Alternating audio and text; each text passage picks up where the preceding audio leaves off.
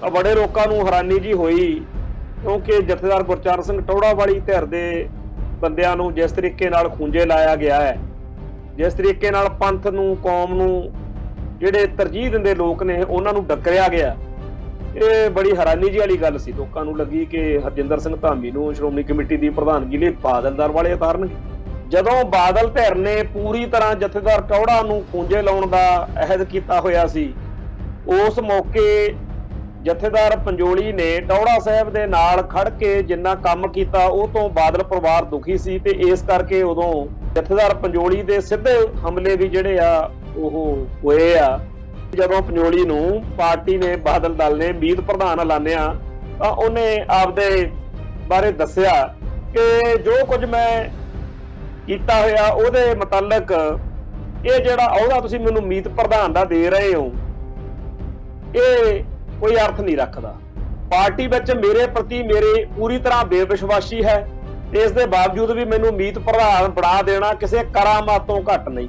TV 84 ਉੱਤੇ programme ਖਬਰ ਦੀ ਖਬਰ ਦੇਖ ਰਹੇ ਸਾਰੇ ਦਰਸ਼ਕਾਂ ਨੂੰ ਮੈਂ ਸਰਬਜੀਤ ਸਿੰਘ ਘੁਮਾਣ ਫਤਿਹ ਅਰਜ ਕਰਦਾ ਜੀ। ਵਾਹਿਗੁਰੂ ਜੀ ਕਾ ਖਾਲਸਾ, ਵਾਹਿਗੁਰੂ ਜੀ ਕੀ ਫਤਿਹ। ਇਲੈਕਸ਼ਨਾਂ ਨੇੜੇ ਤੇੜੇ ਨੇ ਤੇ ਹਰੇਕ ਧਿਰ ਨੂੰ ਫਿਕਰ ਪਿਆ ਹੋਇਆ ਵੀ ਆਪਾਂ ਜਿਹੜੇ ਨਾਰਾਜ਼ ਵੋਟ ਬੈਂਕ ਆ ਉਹ ਕਿਵੇਂ ਨੇੜੇ ਲੈ ਕੇ ਆਉਣੇ ਆ। ਇਸ ਕਰਕੇ ਅੱਜ ਦੋ ਬੜੀਆਂ ਵੱਡੀਆਂ ਘਟਨਾਵਾਂ ਡਿਵੈਲਪਮੈਂਟਸ ਹੋਈਆਂ ਨੇ। ਇੱਕ ਤਾਂ ਭਾਰਤ ਦੀ ਪਾਰਲੀਮੈਂਟ ਦੇ ਵਿੱਚ 3 ਕਾਲੇ ਕਾਨੂੰਨ ਜਿਹੜੇ ਆ ਉਹ ਰੱਦ ਕੀਤੇ ਗਏ। ਜਿੰਨਾ ਵੋਟ ਬੈਂਕ ਪੂਰਾ 1 ਸਾਲ ਗਾਲਾਂ ਕੱਢ ਕੇ, ਨਫ਼ਰਤ ਫੈਲਾ ਕੇ, ਕੜੱਤਣ ਵਧਾ ਕੇ ਮੋਦੀ ਦੇ ਭਗਵੇਂ ਏਜੰਡੇ ਵਾਲਿਆਂ ਨੇ, IT ਸੈੱਲ ਵਾਲਿਆਂ ਨੇ ਦੂਰ ਕੀਤਾ। ਹੁਣ ਸੋਚਦੇ ਆ ਵੀ ਸ਼ਾਇਦ ਇੱਕ ਕਲਿੱਕ ਜਿਹਾ ਕਰਨ ਦੇ ਨਾਲ ਹੀ ਸਾਰਾ ਮਸਲਾ ਹੱਲ ਹੋ ਜੂ ਤੇ ਲੋਕ ਫਿਰ ਮੋਦੀ ਸਾਹਿਬ ਜਿੰਦਾਬਾਦ ਕਹਿਣ ਲੱਗ ਪੈਣਗੇ ਤੇ ਸਾਡੇ ਝੰਡੇ ਚੱਕ ਲੈਣਗੇ। ਅੱਜ ਕਾਲੇ ਕਾਨੂੰਨ ਰੱਦ ਕਰਨ ਪਿੱਛੇ ਮੁੱਖ ਗੱਲ ਇਹੀ ਸੀ ਕਿ ਵੋਟ ਬੈਂਕ ਜਿਹੜਾ ਹੈ ਉਹ ਖਿਸਕਦਾ ਜਾ ਰਿਹਾ, ਤੇ ਉਸ ਵੋਟ ਬੈਂਕ ਨੂੰ ਵਾਪਸ ਕਿਵੇਂ ਲੈ ਕੇ ਆਉਣਾ। ਖੈਰ, ਇਹਦੇ ਉੱਤੇ ਚਰਚਾ ਕਰਨ ਤੋਂ ਪਹਿਲਾਂ ਦੂਜੀ ਖਬਰ ਸਾਡੇ ਸਿੱਖ ਜਗਤ ਨਾਲ ਸੰਬੰਧਿਤ ਸਾਡੀ ਸਿਰਮੌਰ ਸਿੱਖ ਸੰਸਥਾ ਸ਼੍ਰੋਮਣੀ ਗੁਰਦੁਆਰਾ ਪ੍ਰਬੰਧਕ ਕਮੇਟੀ ਦੀ ਜਿਹੜੀ ਸਾਲਾਨਾ ਚੋਣ ਹੁੰਦੀ ਆ ਉਹਦੇ ਸੰਬੰਧ ਵਿੱਚ ਹੈ। ਬੜੇ ਲੰਮੇ ਅਰਸੇ ਤੋਂ ਲੋਕਾਂ ਦਾ ਜਿਹੜਾ ਇਸ ਬਾਰੇ ਦਿਲਚਸਪੀ ਘਟ ਗਈ ਸੀ ਕਿ ਕਿਹਨੂੰ ਪ੍ਰਧਾਨ ਬਣਾਉਂਦੇ ਆ, ਕਿਹਨੂੰ ਨਹੀਂ ਬਣਾਉਂਦੇ, ਕਿਉਂਕਿ ਹਰ ਵਾਰੀ ਕੋਈ ਇਹੋ ਜਿਹੀ ਸ਼ਖਸੀਅਤ ਜਾਂ ਕੁਛ ਇਹੋ ਜਿਹੇ ਲੋਕ ਜਿਹੜੇ ਬਾਦਲ ਪਰਿਵਾਰ ਦੀ ਪੈੜ ਚੋਂ ਪੈੜ ਬਾਹਰ ਨਹੀਂ ਕੱਢਦੇ, ਉਹਨਾਂ ਨੂੰ ਹੀ ਗੱਫੇ ਦਿੱਤੇ ਜਾਂਦੇ ਰਹੇ ਆ, ਅਹੁਦੇ ਦਿੱਤੇ ਜਾਂਦੇ ਰਹੇ ਆ। ਬੜਾ ਲੰਮਾ ਅਰਸਾ ਤਾਂ ਜਥੇਦਾਰ ਅਵਤਾਰ ਸਿੰਘ ਮੱਕੜ ਉਹਨਾਂ ਨੇ ਸ਼੍ਰੋਮਣੀ ਕਮੇਟੀ ਦੀ ਪ੍ਰਧਾਨਗੀ ਕੀਤੀ, ਤੇ ਬਾਅਦ ਵਿੱਚ ਜਿਹੜੇ ਵੀ ਆਏ, ਚਾਹੇ ਉਹ ਜਥੇਦਾਰ ਗੋਬਿੰਦ ਸਿੰਘ ਲੌਂਗੋਵਾਲ ਸੀ, ਚਾਹੇ ਜਥੇਦਾਰ ਕਿਰਪਾਲ ਸਿੰਘ ਵਡੂੰਗਰ ਸੀ, ਤੇ ਹੁਣ ਬੀਬੀ ਜਗੀਰ ਕੌਰ, ਇਹਨਾਂ ਨੇ ਵੀ ਕੋਈ ਬਹੁਤਾ ਕਦੇ ਇਹ ਨਹੀਂ ਸੀ ਦਿਖਾਇਆ ਕਿ ਸਾਨੂੰ ਪੰਥ ਨਾਲ ਪਿਆਰ ਆ ਜਾਂ ਕੌਮ ਦੇ ਮਸਲਿਆਂ ਨਾਲ ਆ। ਇਹਨਾਂ ਨੇ ਹਮੇਸ਼ਾ ਜਾਣੀ ਕਿ ਬਾਦਲ ਦਲ ਦੀ ਜਿਹੜੀ ਲਛਮਣ ਰੇਖਾ ਖਿੱਚੀ ਹੋਈ ਆ ਉਹਦੇ ਅੰਦਰ ਅੰਦਰ ਰਹਿ ਕੇ ਆਪਦੀ ਸਿਆਸਤ ਕੀਤੀ ਸੀ। ਸੋ ਜਦੋਂ ਇਹ ਲੋਕ ਪ੍ਰਧਾਨ ਬਣਦੇ ਰਹੇ ਜਾਂ ਹੋਰ ਅਹੁਦੇਦਾਰਾਂ ਬਾਰੇ ਵੀ ਕਦੇ ਕਿਸੇ ਨੂੰ ਕੋਈ ਬਹੁਤੀ ਦਿਲਚਸਪੀ ਨਹੀਂ ਸੀ।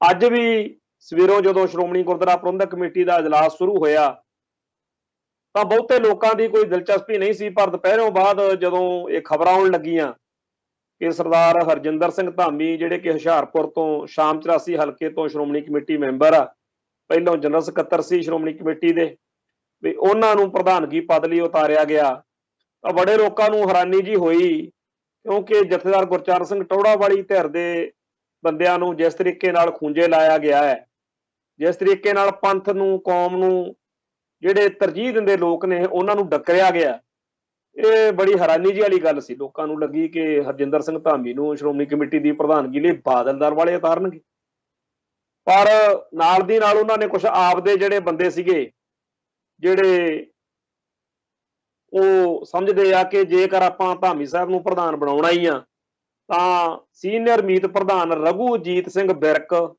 ਜਿਹੜਾ ਕਿ ਸਾਰਿਆਂ ਨੂੰ ਪਤਾ ਹੀ ਆ ਕਿ ਬਾਦਲ ਦਲ ਦਾ ਬੜਾ ਖਾਸਮ ਖਾਸ ਆ ਬਾਦਲ ਪਰਿਵਾਰ ਦਾ, ਉਹਨੂੰ ਸੀਨੀਅਰ ਮੀਤ ਪ੍ਰਧਾਨ ਤੇ ਨਾਲ ਪ੍ਰਿੰਸੀਪਲ ਸੁਰਿੰਦਰ ਸਿੰਘ ਜੂਨੀਅਰ ਮੀਤ ਪ੍ਰਧਾਨ ਬਣਾ ਦਿੱਤੇ ਗਏ।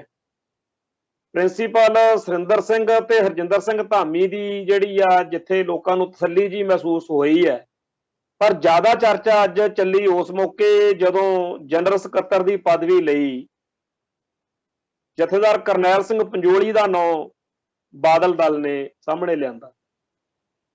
ਇੱਥੇ ਇਹ ਗੱਲ ਮਾਇਨੇ ਰੱਖਦੀ ਆ ਕਿ ਜਥੇਦਾਰ ਕਰਨੈਲ ਸਿੰਘ ਪੰਜੋਲੀ ਬਾਦਲ ਦਲ ਵਿੱਚ ਹੀ ਸਦਾ ਵਿਚਰੇ ਆ। ਇਹ ਸਾਰੀ ਅਕਾਲੀ ਦਲ ਦੇ ਵਿੱਚ ਹੀ ਉਹਦੀ ਸਿਆਸਤ ਵਾ, ਪਰ ਇਸ ਸ਼ਖਸੀਅਤ ਦੇ ਉੱਤੇ ਜਥੇਦਾਰ ਗੁਰਚਰਨ ਸਿੰਘ ਟੌਹੜਾ ਦਾ ਬਹੁਤ ਪ੍ਰਭਾਵ ਰਿਹਾ। ਹਕੀਕਤ ਇਹ ਆ ਕਿ ਜਥੇਦਾਰ ਕਰਨੈਲ ਸਿੰਘ ਪੰਜੋਲੀ ਦਾ ਪਿੰਡ ਆ, ਨਾਨਕੇ ਪਿੰਡ ਆ ਪੰਜੋਲੀ, ਤੇ ਬਹੁਤ ਨਿੱਕੇ ਹੁੰਦੇ ਨੂੰ ਪਰਿਵਾਰਕ ਜਿਹੜੀਆਂ ਜਿਵੇਂ ਕਈ ਵਾਰੀ ਗੜਬੜਾਂ ਹੋ ਜਾਂਦੀਆਂ, ਉਲਝਣਾਂ ਹੋ ਜਾਂਦੀਆਂ, ਉਹਦੇ ਚੱਲਦਿਆਂ ਆਪਦੇ ਨਾਨਕੇ ਪਿੰਡ ਪੜਨਾ ਪਿਆ, ਜਿੱਥੇ ਇਹਨਾਂ ਦੇ ਜਿਹੜੇ ਨਾਨਾ ਜੀ ਸੀ ਉਹ ਜਥੇਦਾਰ ਟੌਹੜਾ ਸਾਹਿਬ ਦੇ ਨਾਲ ਉਹਨਾਂ ਦਾ ਪਿਆਰ ਸਤਿਕਾਰ ਸੀ। ਤੇ ਜਥੇਦਾਰ ਗੁਰਚਰਨ ਸਿੰਘ ਟੌਹੜਾ ਦੇ ਘਰ ਇਹਨਾਂ ਦਾ ਆਉਣ ਜਾਣ ਬਚਪਨ ਤੋਂ ਪਿਆਰ ਸਤਿਕਾਰ ਬਣਿਆ ਰਿਹਾ ਹੋਣ ਕਰਕੇ ਇਹਨਾਂ ਦੀ ਬੋਲੀ ਸ਼ੈਲੀ ਜਾਂ ਇਹਨਾਂ ਦੀ ਜ਼ਿੰਦਗੀ ਦੇ ਉੱਤੇ ਜਥੇਦਾਰ ਟੌਹੜਾ ਸਾਹਿਬ ਦਾ ਬਹੁਤ ਵੱਡਾ ਪ੍ਰਭਾਵ ਰਿਹਾ। ਉਹ ਟੌਹੜਾ ਸਾਹਿਬ ਦੇ ਜਿਹੜੇ ਵਾਰਸ ਆ, ਉਹ ਤਾਂ ਕਈਆਂ ਨੇ ਕਿਹਾ ਕਿ ਅਸੀਂ ਵਾਰਸਾਂ, ਪਰ ਜਥੇਦਾਰ ਗੁਰਚਰਨ ਸਿੰਘ ਟੌਹੜਾ ਦੇ ਪਦ ਚਿੰਨ੍ਹਾਂ ਤੇ ਚੱਲਣ ਚਲਾਉਣ ਲਈ ਜਾਂ ਇਸ ਗੱਲ ਨੂੰ ਸਾਰੀ ਨੂੰ ਵੀ ਮੈਂ ਉਸ ਵਿਰਾਸਤ ਦਾ ਵਾਰਸ ਬਣਨਾ ਹੈ, ਪੂਰੀ ਤਰ੍ਹਾਂ ਸੁਚੇਤ ਹੋ ਕੇ ਜਿਹੜੇ ਆ ਕਦਮ ਜਥੇਦਾਰ ਪੰਜੋਲੀ ਨੇ ਪੱਟੇ ਆ। ਆਪਦੇ ਪਿੰਡ ਦੇ ਵਿੱਚ ਟੌਹੜਾ ਸਾਹਿਬ ਦੇ ਨਾਂ ਤੇ ਇੱਕ ਸੈਮੀਨਾਰ ਹਾਲ, ਯਾਦਗਾਰੀ ਲਾਇਬ੍ਰੇਰੀ, ਕਾਫੀ ਚੀਜ਼ਾਂ ਬਣਾਈਆਂ ਨੇ। ਜਦੋਂ ਬਾਦਲ ਧਿਰ ਨੇ ਪੂਰੀ ਤਰ੍ਹਾਂ ਜਥੇਦਾਰ ਟੌਹੜਾ ਨੂੰ ਖੂੰਜੇ ਲਾਉਣ ਦਾ ਅਹਿਦ ਕੀਤਾ ਹੋਇਆ ਸੀ, ਉਸ ਮੌਕੇ ਜਥੇਦਾਰ ਪੰਜੋਲੀ ਨੇ ਟੌਹੜਾ ਸਾਹਿਬ ਦੇ ਨਾਲ ਖੜ ਕੇ ਜਿੰਨਾ ਕੰਮ ਕੀਤਾ ਉਹ ਤੋਂ ਬਾਦਲ ਪਰਿਵਾਰ ਦੁਖੀ ਸੀ, ਤੇ ਇਸ ਕਰਕੇ ਉਦੋਂ ਜਥੇਦਾਰ ਪੰਜੋਲੀ ਦੇ ਸਿੱਧੇ ਹਮਲੇ ਵੀ ਜਿਹੜੇ ਆ ਉਹ ਹੋਏ ਆ। ਉਹ ਅੱਜ ਜਦੋਂ ਪਿਛਲੇ 10-15 ਸਾਲ ਦੇ ਵਿੱਚ, ਕਿਉਂਕਿ ਇਹ ਬੜਿਆਂ ਲੋਕਾਂ ਦੀ ਇਹੋ ਜਿਹੀ ਸਮੱਸਿਆ ਆ ਕਿ ਨਾ ਉਹ ਕਾਂਗਰਸ ਵਿੱਚ ਜਾਣ ਜੋਗੇ ਆ, ਨਾ ਭਾਜਪਾ 'ਚ ਜਾਣ ਜੋਗੇ ਆ, ਤੇ ਜਿਹੜੀਆਂ ਸਾਡੀਆਂ ਹੋਰ ਧਿਰਾਂ ਨੇ ਉਹਨਾਂ ਵਿੱਚ ਉਹਨਾਂ ਨੂੰ ਲੱਗਦਾ ਹੈ ਕਿ ਸਾਡਾ ਸਿਆਸੀ ਜਿਹੜਾ ਸਫ਼ਰ ਆ ਉਹ ਸੇਫ ਨਹੀਂ ਹੈ। ਉਹ ਇਹ ਬਾਦਲ ਦਲ ਦੇ ਵਿੱਚ ਹੀ ਵਿਚਰਦੇ ਰਹੇ ਆ। ਬੜੀ ਵਾਰ ਇਹ ਚਰਚਾ ਚੱਲੀ ਕਿ ਜਥੇਦਾਰ ਪੰਜੋਲੀ ਨੂੰ ਬਾਦਲ ਦਲ ਛੱਡ ਦੇਣਾ ਚਾਹੀਦਾ। ਬਾਦਲ ਦਲ ਦੇ ਬਹੁਤ ਸਾਰੇ ਆਗੂ ਜਾਂ ਬਾਦਲ ਦਲ ਦੇ ਬਹੁਤ ਸਾਰੇ ਜਿਹੜੇ ਸਰਮੌਰ ਆਗੂ ਕਹੀਏ, ਉਹ ਬੜੇ ਦੁਖੀ ਵੀ ਹੁੰਦੇ ਹੋਣਗੇ ਕਿ ਇਹ ਬੰਦਾ ਕਿਹੋ ਜਿਹਾ ਹੈ, ਬਾਦਲ ਦਲ ਦੇ ਵਿੱਚ ਆ, ਪਰ ਸਦਾ ਹੀ ਹਮੇਸ਼ਾ ਹੀ ਪੰਥ ਦੀ, ਪੰਜਾਬ ਦੀ ਗੱਲ ਕਰਕੇ ਜਾਂ ਸਾਡੀਆਂ ਨੀਤੀਆਂ ਦੀ ਗੱਲ ਕਰਕੇ ਸਾਡੇ ਖਿਲਾਫ ਚੱਲਦਾ ਰਹਿੰਦਾ। ਆ ਥੋੜਾ ਸਮਾਂ ਹੋਇਆ, ਮਈ ਮਹੀਨੇ ਦੇ ਵਿੱਚ 27 ਮਈ ਨੂੰ ਜਦੋਂ ਬਾਦਲ ਦਲ ਨੇ ਜਥੇਦਾਰ ਕਰਨੈਲ ਸਿੰਘ ਪੰਜੋਲੀ ਨੂੰ ਪਾਰਟੀ ਦਾ ਮੀਤ ਪ੍ਰਧਾਨ ਐਲਾਨਿਆ, ਤਾਂ ਉਦੋਂ ਜਥੇਦਾਰ ਕਰਨੈਲ ਸਿੰਘ ਪੰਜੋਲੀ ਨੇ ਸੋਸ਼ਲ ਮੀਡੀਆ ਤੇ ਆਪਦੀ ਗੱਲ ਲਿਖੀ ਬਈ ਮੈਂ ਅਖਬਾਰਾਂ 'ਚ ਪੜ੍ਹਿਆ ਕਿ ਮੈਨੂੰ ਸ਼੍ਰੋਮਣੀ ਅਕਾਲੀ ਦਲ ਦੇ ਪ੍ਰਧਾਨ ਸਰਦਾਰ ਸੁਖਬੀਰ ਸਿੰਘ ਬਾਦਲ ਨੇ ਸ਼੍ਰੋਮਣੀ ਅਕਾਲੀ ਦਲ ਦਾ ਮੀਤ ਪ੍ਰਧਾਨ ਬਣਾਇਆ। ਪੰਥਕ ਪਲੇਟਫਾਰਮ ਉੱਤੇ ਸ਼੍ਰੋਮਣੀ ਅਕਾਲੀ ਦਲ ਰਾਹੀਂ ਮੈਂ 17 ਸਾਲ ਦੀ ਛੋਟੀ ਉਮਰ ਤੋਂ ਹੀ ਲਗਾਤਾਰ ਲੰਮੀ ਕੈਦ ਕੱਟੀ ਹੈ, ਇੱਕ ਲੰਮਾ ਸੰਘਰਸ਼ ਕੀਤਾ ਹੈ ਤੇ 2 ਸਾਲ ਤੋਂ ਵੱਧ ਰੂਹ-ਪੋਸ਼ ਜੀਵਨ ਵੀ ਗੁਜ਼ਾਰਿਆ। ਆਪਣੀ ਧਰਮ ਪਤਨੀ ਸਮੇਤ ਬੀਕੋ ਜਿਹੜਾ ਇੰਟਰੋਗੇਸ਼ਨ ਸੈਂਟਰ ਸੀ ਬਟਾਲੇ, ਉੱਥੇ ਐਸਐਸਪੀ ਗੋਬਿੰਦ ਰਾਮ ਦੀ ਕਸਟਡੀ ਵਿੱਚ ਵੀ ਤਸ਼ੱਦਦ ਝੱਲਿਆ। ਮੇਰੀ ਸੇਵਾ, ਮੇਰੀ ਕੁਰਬਾਨੀ ਅਤੇ ਪਾਰਟੀ ਪ੍ਰਤੀ ਵਫਾਦਾਰੀ ਦੇ ਬਰਾਬਰ ਇਹ ਅਹੁਦਾ ਕੋਈ ਅਰਥ ਨਹੀਂ ਰੱਖਦਾ। ਮਤਲਬ ਕਿ ਜਦੋਂ ਪੰਜੋਲੀ ਨੂੰ ਪਾਰਟੀ ਨੇ, ਬਾਦਲ ਦਲ ਨੇ ਮੀਤ ਪ੍ਰਧਾਨ ਐਲਾਨਿਆ, ਤਾਂ ਉਹਨੇ ਆਪਦੇ ਬਾਰੇ ਦੱਸਿਆ ਕਿ ਜੋ ਕੁਝ ਮੈਂ ਕੀਤਾ ਹੋਇਆ ਉਹਦੇ ਮੁਤਲਕ ਇਹ ਜਿਹੜਾ ਅਹੁਦਾ ਤੁਸੀਂ ਮੈਨੂੰ ਮੀਤ ਪ੍ਰਧਾਨ ਦਾ ਦੇ ਰਹੇ ਹੋ, ਇਹ ਕੋਈ ਅਰਥ ਨਹੀਂ ਰੱਖਦਾ।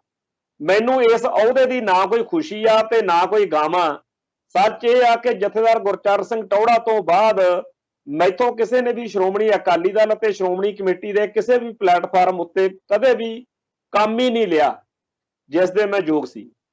ਮੈਂ ਸਿਧਾਂਤ ਨੂੰ ਅਪਣਾਇਆ ਹੋਇਆ ਅਕਾਲੀ ਆ, ਇਸ ਲਈ ਇਹੋ ਜਿਹੇ ਅਹੁਦੇ ਮੇਰੇ ਲਈ ਕੋਈ ਅਰਥ ਨਹੀਂ ਰੱਖਦੇ। ਅੱਜ ਪਾਰਟੀ ਨੂੰ ਅਹੁਦਿਆਂ ਦੀ ਜਕੜ ਵਿੱਚ ਫਸਾ ਕੇ ਰੱਖਣ ਦੀ ਬਜਾਏ ਪਾਰਟੀ ਨੂੰ ਸਿਧਾਂਤਕ ਲੀਹਾਂ ਉੱਤੇ ਤੋਰਨ ਦੀ ਸਖਤ ਜ਼ਰੂਰਤ ਹੈ। ਜਿਸ ਨਾਲ ਆਮ ਲੋਕਾਂ ਵਿੱਚ ਵਰਕਰਾਂ ਦਾ ਸਤਿਕਾਰ ਵਧੇ। ਪੰਥ ਅਤੇ ਪੰਜਾਬ ਦੇ ਹਿੱਤਾਂ ਦੀ ਪਹਿਰੇਦਾਰੀ ਕਰਨ ਦੀ ਸਖਤ ਜ਼ਰੂਰਤ ਹੈ। ਮੈਂ ਸਿਧਾਂਤਕ ਅਕਾਲੀ ਹਾਂ, ਜਦ ਕਿ ਪਾਰਟੀ ਵਿੱਚ ਗੈਰ ਸਿਧਾਂਤਕ ਬੰਦਿਆਂ ਦਾ ਬੋਲਬਾਲਾ ਹੈ। ਮੈਂ ਪਾਰਟੀ ਵਿੱਚ ਨਹੀਂ ਹਾਂ ਜੋ ਪਾਰਟੀ ਵਿੱਚ ਨਹੀਂ ਹੈ। ਪਾਰਟੀ ਵਿੱਚ ਮੇਰੇ ਪ੍ਰਤੀ ਮੇਰੇ ਪੂਰੀ ਤਰ੍ਹਾਂ ਬੇਵਿਸ਼ਵਾਸੀ ਹੈ। ਇਸ ਦੇ ਬਾਵਜੂਦ ਵੀ ਮੈਨੂੰ ਮੀਤ ਪ੍ਰਧਾਨ ਬਣਾ ਦੇਣਾ ਕਿਸੇ ਕਰਾਮਾਤ ਤੋਂ ਘੱਟ ਨਹੀਂ। ਸਾਫ਼ ਤੌਰ ਦੇ ਉੱਤੇ ਪੰਜੋੜੀ ਨੇ ਕਿਹਾ ਕਿ ਪਾਰਟੀ ਦਾ ਮੇਰੇ ਵਿੱਚ ਕੋਈ ਭਰੋਸਾ ਨਹੀਂ, ਕਿਉਂਕਿ ਮੈਂ ਪੰਥ ਦੀ ਗੱਲ ਕਰਦਾ, ਮੈਂ ਸਿਧਾਂਤ ਦੀ ਗੱਲ ਕਰਦਾ, ਮੈਂ ਉਸ ਅਕਾਲੀ ਵਿਚਾਰਧਾਰਾ ਦੀ ਗੱਲ ਕਰਦਾ ਜਿਹੜੀ 1920 ਵਿੱਚ ਇਸ ਪਾਰਟੀ ਨੇ ਅਪਣਾਈ ਸੀ। ਸ਼੍ਰੋਮਣੀ ਅਕਾਲੀ ਦਲ ਜਿਸ ਖਾਲਸਾਈ ਵਿਚਾਰਧਾਰਾ ਨੂੰ, ਜਿਸ ਪੰਥਕ ਵਿਚਾਰਧਾਰਾ ਨੂੰ, ਜਿਸ ਕੌਮ ਦੀ ਸੱਚੀ ਸੁੱਚੀ ਅਗਵਾਈ ਕਰਨ ਦੀ ਵਿਚਾਰਧਾਰਾ ਨੂੰ ਪੰਥਕ ਹਿੱਤਾਂ ਦੀ ਪਹਿਰੇਦਾਰੀ ਕਰਨ ਨੂੰ ਬਣਾਇਆ ਗਿਆ ਹੈ, ਵੀ ਉਹ ਕੰਮ ਤਾਂ ਆਪਾਂ ਕਰਦੇ ਨਹੀਂ। ਔਰ ਇਹ ਜਿਹੜੀ ਸਟੇਟਮੈਂਟ ਆ ਬੜੀ ਉਦੋਂ ਚਰਚਾ ਚ ਆਈ ਸੀ ਕਿ ਇੱਕ ਬੰਦੇ ਨੂੰ ਪਾਰਟੀ ਮੀਤ ਪ੍ਰਧਾਨ ਬਣਾਵੇ, ਉਹ ਵੀ ਬਾਦਲ ਦਲ, ਜਿਹਦਾ ਕਦੇ ਨਾ ਕਦੇ ਫੇਰ ਤੀਰ ਤੁੱਕਾ ਲੱਗ ਹੀ ਜਾਣਾ, ਸੱਤਾ ਵਿੱਚ ਆਈ ਜਾਣਾ। ਤੇ ਉਸ ਪਾਰਟੀ ਦੇ ਮੀਤ ਪ੍ਰਧਾਨ ਬਣਨ ਤੋਂ ਬਾਅਦ ਅਗਲਾ ਕਹੇ ਜੀ ਮੈਨੂੰ ਇਹ ਉਹਦੇ ਦੀ ਕੋਈ ਲੋੜ ਨਹੀਂ ਗੀ, ਤੇ ਪਾਰਟੀ ਵਿੱਚ ਤਾਂ ਸਿਧਾਂਤ ਦੀ ਗੱਲ ਹੀ ਨਹੀਂ ਹੋ ਰਹੀ। ਸੋ ਇਹ ਸ਼ਖਸੀਅਤ ਜਦੋਂ ਅੱਜ ਸ਼੍ਰੋਮਣੀ ਕਮੇਟੀ ਦਾ ਜਨਰਲ ਸਕੱਤਰ ਐਲਾਨਿਆ ਗਿਆ ਤਾਂ ਸੁਭਾਵਿਕ ਰੂਪ ਵਿੱਚ ਚਰਚਾ ਹੋਣੀ ਸੀ ਵੀ ਆਹ ਕੀ ਚਮਤਕਾਰ ਹੋ ਗਿਆ। ਇੱਕ ਤਾਂ ਚਮਤਕਾਰ ਉਦਣ ਸੀ ਜਿੱਦਣ ਮੀਤ ਪ੍ਰਧਾਨ ਐਲਾਨਿਆ ਸੀ, ਤੇ ਆਹ ਨਵਾਂ ਹੀ ਕੰਮ ਹੋ ਗਿਆ ਕਿ ਹੁਣ ਉਹਨੂੰ ਜਨਰਲ ਸਕੱਤਰ ਐਲਾਨਿਆ ਜਾ ਰਿਹਾ। ਉਹ ਬੰਦਾ ਜਿਹੜਾ ਦਲ ਖਾਲਸਾ ਦੇ ਤੇ ਹੋਰ ਸਿੱਖ ਸੰਘਰਸ਼ ਨਾਲ ਸੰਬੰਧਿਤ ਪ੍ਰੋਗਰਾਮਾਂ ਦੇ ਵਿੱਚ ਸ਼ਾਮਲ ਹੋਣ ਨੂੰ ਤਰਜੀਹ ਦਿੰਦਾ। ਪਿੱਛੇ ਦੇ ਜਥੇਦਾਰ ਭਾਈ ਸਾਹਿਬ ਭਾਈ ਗੁਰਜੰਟ ਸਿੰਘ ਬੁੱਧ ਸਿੰਘ ਵਾਲਾ ਦੇ ਮਾਤਾ ਦੀ ਚੜ੍ਹਾਈ ਕਰ ਗਏ, ਤੇ ਉੱਥੇ ਮੈਂ ਸਟੇਟ ਸੈਕਟਰੀ ਸੀ, ਸੇਵਾ ਕਰ ਰਿਹਾ, ਤੇ ਉੱਥੇ ਵੀ ਪੰਜੋੜੀ ਸਾਹਿਬ ਪਹੁੰਚੇ ਸੀ।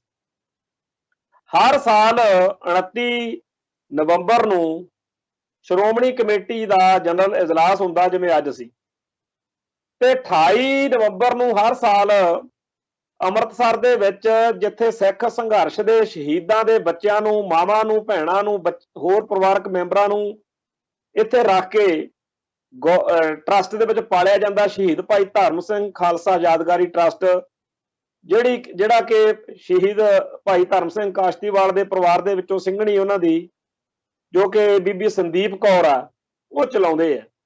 ਇੱਥੇ ਹਰ ਸਾਲ 28 ਨਵੰਬਰ ਨੂੰ ਬੜਾ ਸਮਾਗਮ ਕੀਤਾ ਜਾਂਦਾ ਜਿੱਥੇ ਸ਼ਹੀਦਾਂ ਦੇ ਸਾਰੇ ਪਰਿਵਾਰ ਆਉਂਦੇ ਆ, ਉਹਨਾਂ ਦਾ ਮਾਣ ਸਨਮਾਨ ਵੀ ਕੀਤਾ ਜਾਂਦਾ। ਕੋਈ ਵਿਰਲਾ ਹੀ ਮੌਕਾ ਹੋਣਾ, ਨਹੀਂ ਤਾਂ ਜਥੇਦਾਰ ਕਰਨੈਲ ਸਿੰਘ ਪੰਜੋੜੀ 28 ਤਰੀਕ ਨੂੰ ਹਰ ਸਾਲ ਆਉਂਦੇ ਆ, ਇਸ ਸਮਾਗਮ ਦੇ ਵਿੱਚ ਹਾਜ਼ਰੀ ਭਰਦੇ ਆ ਜਿੱਥੇ ਸਿੱਖ ਸੰਘਰਸ਼ ਨਾਲ ਸੰਬੰਧਿਤ ਲੋਕ ਜਿਹੜੇ ਆ ਉਹ ਪਹੁੰਚੇ ਹੁੰਦੇ ਆ। ਤੇ 29 ਤਰੀਕ ਨੂੰ ਪਾਰਟੀ ਦਾ ਆਪਣਾ ਸ਼੍ਰੋਮਣੀ ਕਮੇਟੀ ਦਾ ਇਜਲਾਸ ਜਿਹੜਾ ਹੈ ਉਹਨੂੰ ਭੁਗਤਾ ਕੇ ਫਿਰ ਵਾਪਸ ਚਲੇ ਜਾਂਦੇ। ਇੱਕ ਵਾਰੀ ਅਸੀਂ ਪ੍ਰੋਗਰਾਮ ਦਲ ਖਾਲਸਾ ਵੱਲੋਂ ਐਲਾਨਿਆ ਭਰਾਵਾਂ ਦੇ ਢਾਬੇ ਕੋਲ, ਦਰਬਾਰ ਸਾਹਿਬ ਦੇ ਕੋਲ, ਕਿ ਪੰਜਾਬ ਦੇ ਵਿੱਚ ਜਿਹੜੇ ਲੋਕਾਂ ਦੇ ਬੱਚੇ ਗਾਇਬ ਕਰ ਦਿੱਤੇ ਗਏ ਆ, ਪਰਿਵਾਰਕ ਮੈਂਬਰ ਪੁਲਿਸ ਨੇ ਪਿਛਲੇ ਦੌਰ ਵਿੱਚ ਖਾੜਕੂ ਬਾਦ ਦੌਰਾਨ, ਉਹਨਾਂ ਸਾਰਿਆਂ ਦੇ ਵਾਰਸਾਂ ਨੂੰ ਸੱਦ ਕੇ ਇੱਥੇ ਪ੍ਰੋਗਰਾਮ ਕਰੀਏ। ਮਨੁੱਖੀ ਅਧਿਕਾਰਾਂ ਦਾ ਦਿਨ ਸੀ 10 ਦਸੰਬਰ। ਉਹ ਜਦੋਂ ਅਸੀਂ ਉਹਦੇ ਬਾਰੇ ਚਰਚਾ ਕਰ ਰਹੇ ਸੀਗੇ ਤੇ ਮੇਰੀ ਗੱਲ ਹੋਈ ਤੇ ਪੰਜੋੜੀ ਸਾਹਿਬ ਕਹਿੰਦੇ ਸਾਡਾ ਵੀ ਕੋਈ ਹਿੱਸਾ ਪਵਾ ਲਓ। ਤਾਂ ਸ਼੍ਰੋਮਣੀ ਕਮੇਟੀ ਵੱਲੋਂ ਮੈਂ ਕਿਹਾ ਵੀ ਠੀਕ ਹੈ। ਤੋ ਜੋ ਵੀ ਲੀੜਾ ਕੱਪੜਾ ਜਾਂ ਹੋਰ ਬਹੁਤ ਸਾਰੀਆਂ ਗੱਲਾਂ ਸੀ ਉਹ ਉਸ ਮੌਕੇ ਮਿੰਟੋ ਮਿੰਟੀ ਇਹਨਾਂ ਨੇ ਕੀਤੀਆਂ।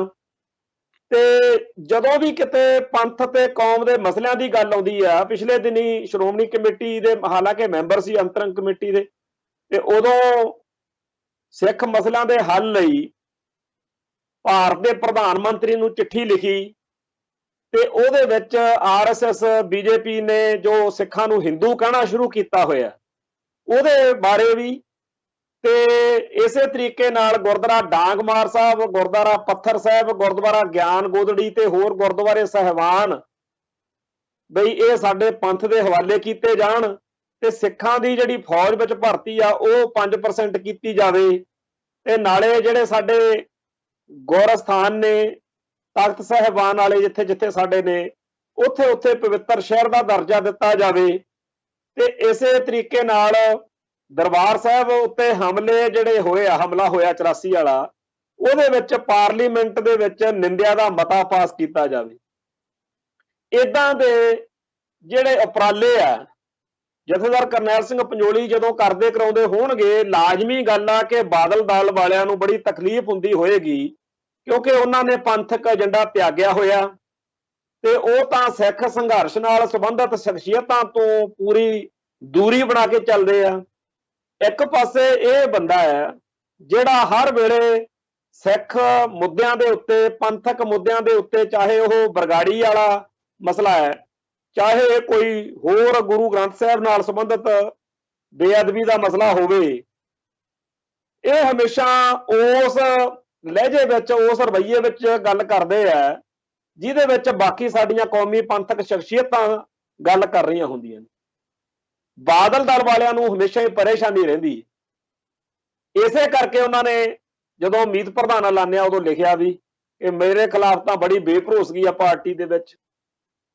ਤੇ ਅੱਜ ਜਦੋਂ ਜਥੇਦਾਰ ਕਰਨੈਲ ਸਿੰਘ ਪੰਜੋਲੀ ਨੂੰ ਸ਼੍ਰੋਮਣੀ ਕਮੇਟੀ ਦਾ ਮੈਂਬਰ ਜਿਹੜਾ ਜਨਰਲ ਸਕੱਤਰ ਆ ਉਹ ਐਲਾਨਿਆ ਗਿਆ, ਤੇ ਜਦੋਂ ਹੋਰ ਵੀ ਜਥੇਦਾਰ ਗੁਰਚਰਨ ਸਿੰਘ ਟੌਹੜਾ ਦੀ ਧਿਰ ਵਾਲਿਆਂ ਨੂੰ ਅਹੁਦੇ ਦਿੱਤੇ ਗਏ ਤਾਂ ਬੜੇ ਲੰਮੇ ਅਰਸੇ ਬਾਅਦ, ਘੱਟੋ ਘੱਟ ਪੂਰੇ 15-20 ਸਾਲ ਬਾਅਦ ਇਹ ਗੱਲ ਵਾਪਰੀ ਕਿ ਪੰਥਕ ਗੱਲ ਕਰਨ ਵਾਲੇ, ਕੌਮੀ ਗੱਲ ਕਰਨ ਵਾਲੇ ਲੋਕਾਂ ਨੂੰ ਅਹੁਦੇਦਾਰੀਆਂ ਦਿੱਤੀਆਂ ਗਈਆਂ। ਇੱਕ ਪਾਸੇ ਸਾਰੇ ਸਿਸਟਮ ਦੇ ਵਿੱਚ ਉਹ ਅਯੋਗ ਬੰਦੇ ਜਿਹੜੇ ਆ ਛਾਏ ਹੋਏ ਨੇ, ਜਿਨ੍ਹਾਂ ਨੇ ਸਿੱਖ ਜਗਤ ਨੂੰ ਬਹੁਤ ਨਿਰਾਸ਼ ਕੀਤਾ ਹੋਇਆ। ਇਹੋ ਜਿਹਾ ਮਾਹੌਲ ਸਿਰਜਿਆ ਹੋਇਆ ਕਿ ਅਕਾਲ ਤਖਤ ਸਾਹਿਬ, ਸ਼੍ਰੋਮਣੀ ਗੁਰਦੁਆਰਾ ਪ੍ਰਬੰਧਕ ਕਮੇਟੀ ਤੇ ਹੋਰ ਸਿੱਖ ਸੰਸਥਾਵਾਂ, ਇਹਨਾਂ ਤੋਂ ਲੋਕਾਂ ਦਾ ਮਨ ਚੱਕਿਆ ਪਿਆ। ਬਹੁਤ ਹੀ ਜ਼ਿਆਦਾ ਮਾੜਾ ਮਾਹੌਲ ਆ ਜਦੋਂ ਅੱਜ ਉਸ ਮੌਕੇ ਇਹਨਾਂ ਜਥੇਦਾਰ ਗੁਰਚਰਨ ਸਿੰਘ ਟੌਹੜਾ ਵਾਲੀ ਧਿਰ ਜਿਹੜੀ ਆ ਉਹਨੂੰ ਸ਼੍ਰੋਮਣੀ ਕਮੇਟੀ ਵਿੱਚ ਫੇਰ ਮੌਕਾ ਦਿੱਤਾ ਗਿਆ। ਇਹ ਐਵੇਂ ਨਹੀਂ ਹੋਇਆ। ਇਹਦੇ ਬਾਰੇ ਆਪਾਂ ਨੂੰ ਗੱਲ ਕਰਨੀ ਚਾਹੀਦੀ ਹੈ ਕਿ ਇਹ ਵੀ ਜਿਵੇਂ ਮੋਦੀ ਨੇ ਆਪਦੇ ਵੋਟ ਬੈਂਕ ਨੂੰ ਖਿਸਕਦਾ ਦੇਖ ਕੇ ਉਪਰਾਲੇ ਸ਼ੁਰੂ ਕੀਤੇ ਆ ਵੀ ਕਾਲੇ ਕਾਨੂੰਨ ਰੱਦ ਕਰੀਏ, ਉਵੇਂ ਦੀ ਗੱਲ ਹੀ ਆ ਇਹ। ਜਿਹੜਾ ਪੰਥਕ ਏਜੰਡਾ ਤਿਆਗਿਆ ਹੋਇਆ ਬਾਦਲ ਦਲ ਨੇ, ਜਿਹੜਾ ਪੰਜਾਬੀ ਪਾਰਟੀ ਬਣਾ ਕੇ ਸ਼੍ਰੋਮਣੀ ਅਕਾਲੀ ਦਲ ਬਾਦਲ ਨੂੰ ਬਾਦਲ ਦਲ ਬਣਾ ਕੇ ਪੰਜਾਬ ਦੇ ਵਿੱਚ ਇਸ ਤਰੀਕੇ ਦੀ ਸਿਆਸਤ ਸ਼ੁਰੂ ਕੀਤੀ ਹੋਈ ਆ ਕਿ ਜਿਹੜੇ ਪਹਿਲਾਂ ਕਦੇ ਇਕੱਲੇ ਅਕਾਲੀ ਉਹ ਹੁੰਦੇ ਸੀ ਜਿਹੜੇ ਅਕਾਲ ਨੂੰ ਮੰਨਦੇ ਆ, ਜਿਹੜੇ ਸਿੱਖ ਗੁਰਸਿੱਖ ਜਥੇਦਾਰ ਟਾਈਪ ਬੰਦੇ ਹੁੰਦੇ ਸੀ ਤੇ ਉਹਨਾਂ ਦਾ ਬੜਾ ਮਾਣ ਸਤਿਕਾਰ ਹੁੰਦਾ ਸੀ। ਪਰ ਹੁਣ ਤਾਂ ਘੋਣ ਮੋਣ ਬੰਦਿਆਂ ਨੂੰ, ਗੈਰ ਸਿੱਖ ਬੰਦਿਆਂ ਨੂੰ ਅਕਾਲੀ ਬਣਾ ਧਰਿਆ ਤੇ ਬਾਦਲ ਦਲ ਨੇ ਤਾਂ, ਬਾਦਲ ਪਰਿਵਾਰ ਨੇ ਖਾਸ ਤੌਰ ਦੇ ਉੱਤੇ ਆਪਦੇ ਰਾਜਨੀਤਿਕ ਹਿੱਤਾਂ ਲਈ ਧਰਮ ਦੀ ਬਲੀ ਦੇ ਦਿੱਤੀ ਹੈ।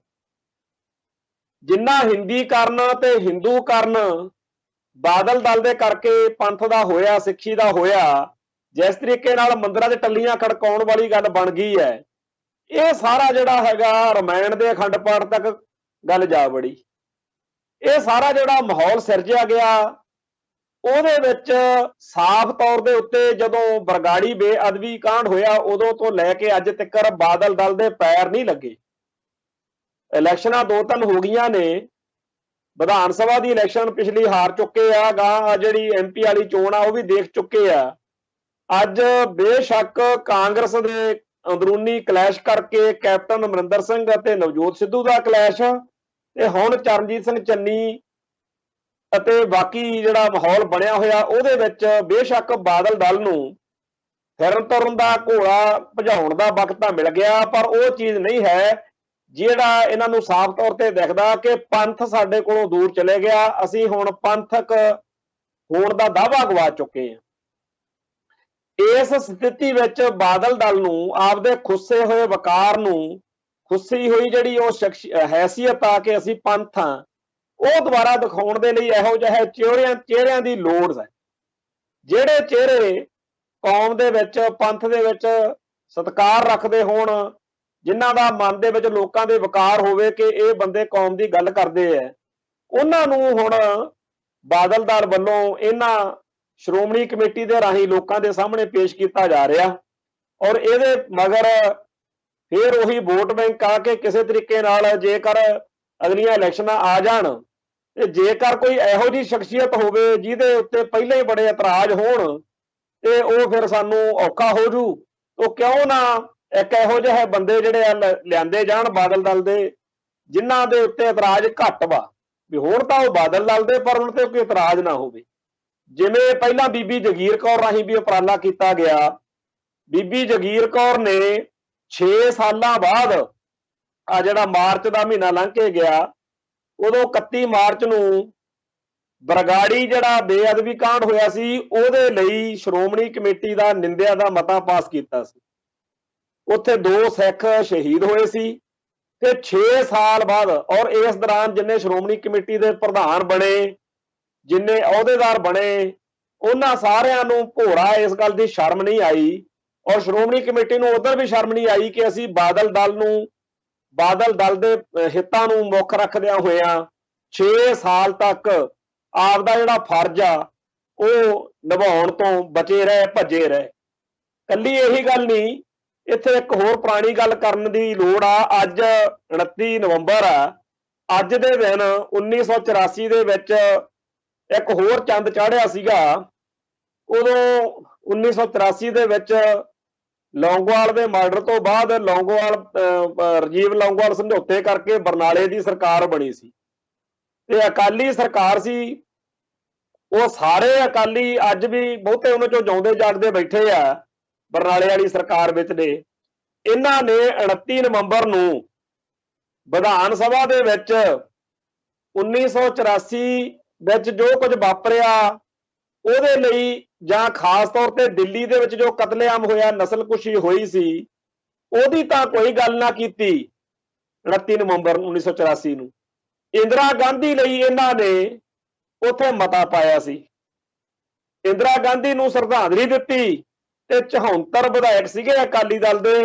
ਇਹਨਾਂ ਵਿੱਚੋਂ ਕੱਲਾ ਇੱਕ ਉਜਾਗਰ ਸਿੰਘ ਸੇਖਵਾਂ ਨਿੱਤਰਿਆ ਜਿਹਨੇ ਵਿਰੋਧ ਕੀਤਾ ਤੇ ਇੰਦਰਾ ਗਾਂਧੀ ਦੀਆਂ ਉੱਥੇ ਬੈਠ ਕੇ ਇਹ ਸਿਫਤਾਂ ਕਰਨ ਵਾਲਾ ਮਤਾ ਇਹਨਾਂ ਨੇ ਲਿਆਂਦਾ। ਪਰ ਸ਼੍ਰੋਮਣੀ ਗੁਰਦੁਆਰਾ ਪ੍ਰਬੰਧਕ ਕਮੇਟੀ ਦਾ ਇਹ ਫਰਜ਼ ਬਣਦਾ ਸੀ ਕਿ ਇਸ ਮਤੇ ਦੀ ਨਿਖੇਧੀ ਕਰਦੇ।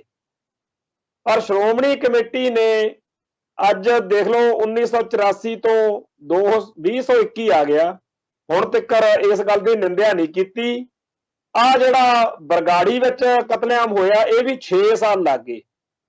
6 ਸਾਲ ਬਾਅਦ ਇਸ ਵਾਰ ਬਹਿਬਲ ਕਲਾਂ ਦੇ ਵਿੱਚ ਜਿਹੜੇ 2 ਸਿੰਘ ਸ਼ਹੀਦ ਹੋਏ ਜਾਂ ਬਰਗਾੜੀ 'ਚ ਬੇਅਦਬੀ ਹੋਈ, ਉਹ ਬੀਬੀ ਜਗੀਰ ਕੌਰ ਵੇਲੇ ਇਹ ਜ਼ਰੂਰ ਕਰ ਲਿਆ। ਤੇ ਇਹੀ ਗੱਲ ਹੁਣ ਹੋਣੀ ਹੈ ਕਿ ਬਹੁਤ ਸਾਰੇ ਇਹੋ ਜਿਹੇ ਅਹਿਮ ਨੁਕਤੇ, ਇਹੋ ਜਿਹੇ ਮਸਲੇ ਨੇ, ਜਿਵੇਂ ਅਸੀਂ ਪਿਛਲੇ ਕਈ ਲੰਮੇ ਚਿਰ ਤੋਂ ਕਹਿ ਰਹੇ ਹਾਂ ਕਿ ਖਾਲਸਾ ਪੰਥ ਦਾ ਅਜੀਬ, ਅਦੁੱਤੀ, ਬੇਮਿਸਾਲ ਸ਼ਹਾਦਤ ਵਾਲਾ ਯੋਧਾ ਸਾਡਾ ਭਾਈ ਦਿਲਾਵਰ ਸਿੰਘ ਹੈ।